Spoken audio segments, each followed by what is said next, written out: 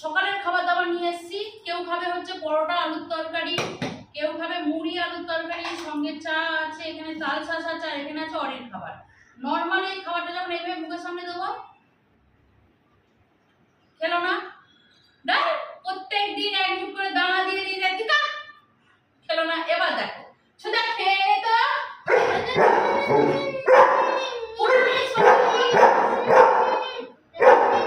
খাবি তো, তুই খাবি তো, দে দে। এবার দেখ নে খা, নাহলে সোজা সব খেয়ে নেবে।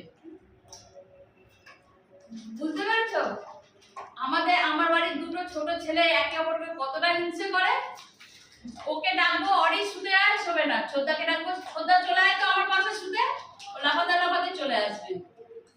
এই এতটা হিংসে চলে এদের দুজনের মধ্যে। ফিনিশ হয়ে গেল বাটি, বাটি ফিনিশ হয়ে গেল। সেম অবস্থা ওর বাপটারও।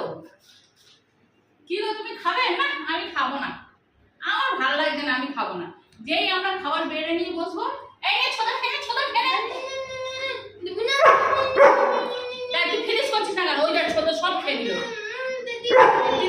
হ্যাঁ নে ফিনিশ কর, ফিনিশ কর তাড়াতাড়ি তাড়াতাড়ি তাড়াতাড়ি তাড়াতাড়ি। দেখেছো এই দেখ সকাল বিকাল দুপুর চলে, কারণ এখন গরম তো এমনি তো খাওয়া দাওয়া বন্ধ করে দিয়েছে। সেই দুপুর বেলাও মাংস দিয়ে ভাত মেখে আগে টিটুকে রাখি, আয় টিটু খেয়ে যা, ছোটা খেয়ে যা, বাস উড়ে যাবে।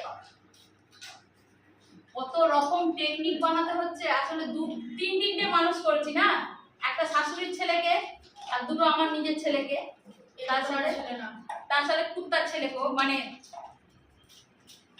বুঝেছো তো বাবা। আমি তো তোকে কুত্তা দেখে নিয়েছিলাম, তুই যে কবে গরু হয়ে গেলি বুঝতে পারলাম না। মাথায় এইটুকু বুদ্ধিও রাখ